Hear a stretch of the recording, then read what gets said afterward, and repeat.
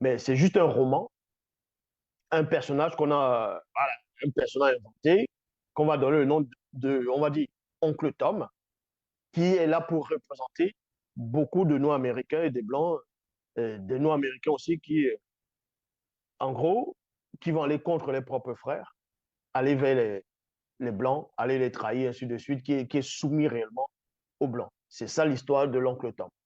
Quand vous entendez, ah, toi, tu es oncle Tom et tout, c'est ça. Et c'est apparemment dans la biographie, c'est une femme, c'est quelqu'un qui aurait écrit l'histoire, un roman.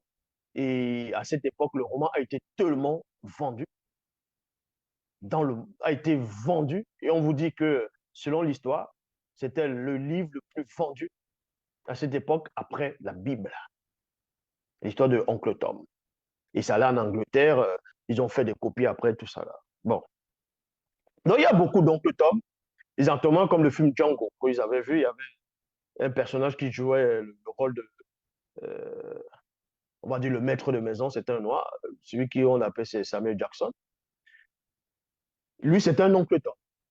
Donc quand le patron, quand le maître, quand le blanc est malade, lui aussi il est malade.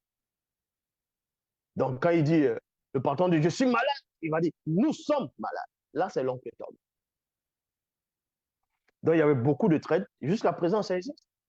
Il y a beaucoup de noirs comme ça qui empêchent que le pays se développe.